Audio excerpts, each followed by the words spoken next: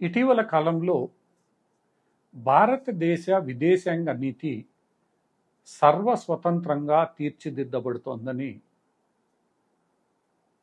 నరేంద్ర మోడీ గారి నాయకత్వంలో కేవలం దేశ ప్రయోజనాలకే మొదటి ప్రాధాన్యతగా ఈ విదేశాంగ నీతి నడపబడుతోందని విశ్లేషకులు భావిస్తున్నారు.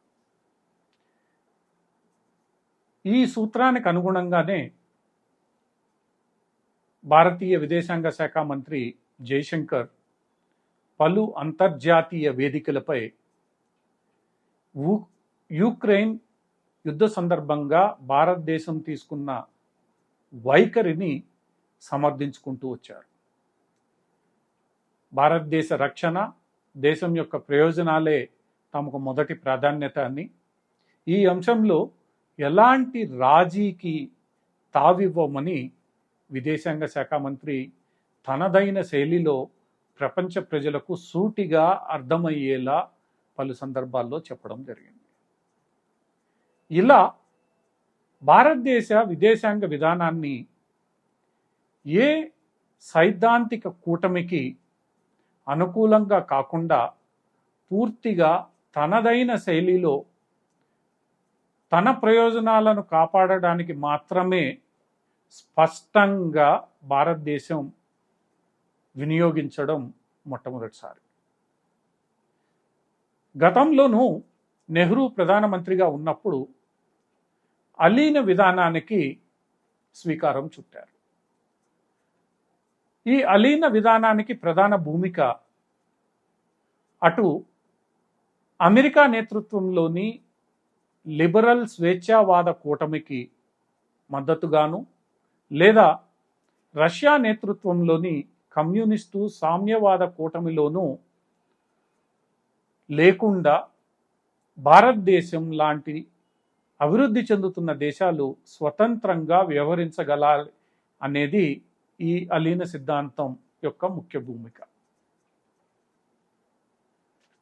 అయితే ఆనాడు ఇదే భూమికపై అలీన సిద్ధాంతాన్ని ప్రతిపాదించిన కాంగ్రెస్ పార్టీ, ముఖ్యంగా జవహర్లాల్ నెహ్రూ, తన ప్రయోజనాలకు భంగం కలిగించేటప్పుడు అదే స్పష్టతతో వ్యవహరించలేకపోయారు.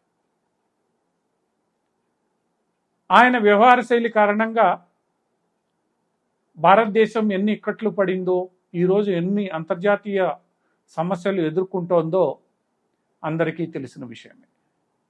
అయితే ఈరోజు నరేంద్ర మోడీ గారి నాయకత్వంలో ఎలా అయితే స్పష్టంగా విదేశాంగ నీతి భారతదేశాన్ని స్వప్రయోజనాల కోసమే ఉంటుందన్న రీతిలో నాడు కాంగ్రెస్ పార్టీ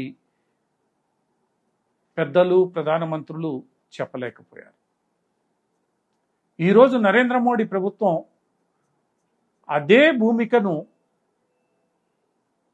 తనదిగా చేసుకొని స్పష్టమైన రీతిలో ప్రపంచ దేశాలకు మేము ఏ కూటమిలో భాగస్వామ్యం కాదు, అంటే అమెరికా నేతృత్వంలోని కూటమిలోనూ భాగస్వాములు కాదు, ఇటు రష్యా నేతృత్వం, రష్యా చైనా నేతృత్వంలోని కూటముల్లోనూ భాగస్వామ్యులు కాదు, కేవలం భారతదేశ ప్రయోజనాలను పరిరక్షించే వారెవరైనా వారితో కలిసి మేము పనిచేస్తాం, ఆ ప్రయోజనాల దృశ్యానే మా విదేశాంగ నీతి ఉంటుంది, మా విదేశాలతో మా సంబంధాలు ఉంటాయని స్పష్టంగా చెప్పగలుగుతున్నారు.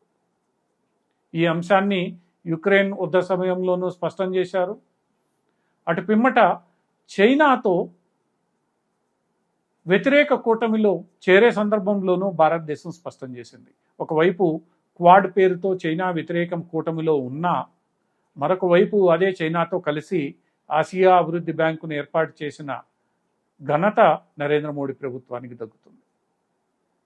ఇలా భారతదేశం గత 10 ఏళ్లలో ఎంతో స్పష్టంగా విదేశాంగ వ్యవహారాలను నడపడం ప్రపంచంలోని అందరి నిపుణుల ప్రశంసలు అందుకుంటోంది, ఎందరినో ఆకట్టుకుంటోంది, మరెందరినో బాధ పెడుతోంది కూడా.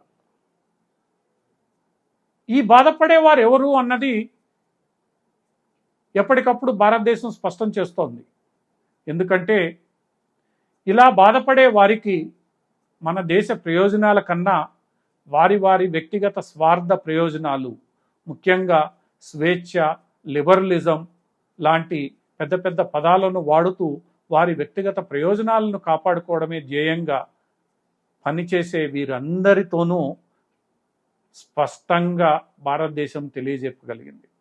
మీరు వ్యతిరేకించండి, ఏమైనా చెయ్యండి, భారతదేశ విధానం ఇలా ఉంటుంది, ఈ విధానంతోనే మేము సాగుతాం, ఈ విధానానికే మా ప్రజల మద్దతు ఉంటోంది అని నరేంద్ర మోడీ ప్రభుత్వం స్పష్టం చేయగలుగుతోంది. ఈ దిశగా ప్రజల మన్ననలను, మద్దతును పొందగలుగుతోంది.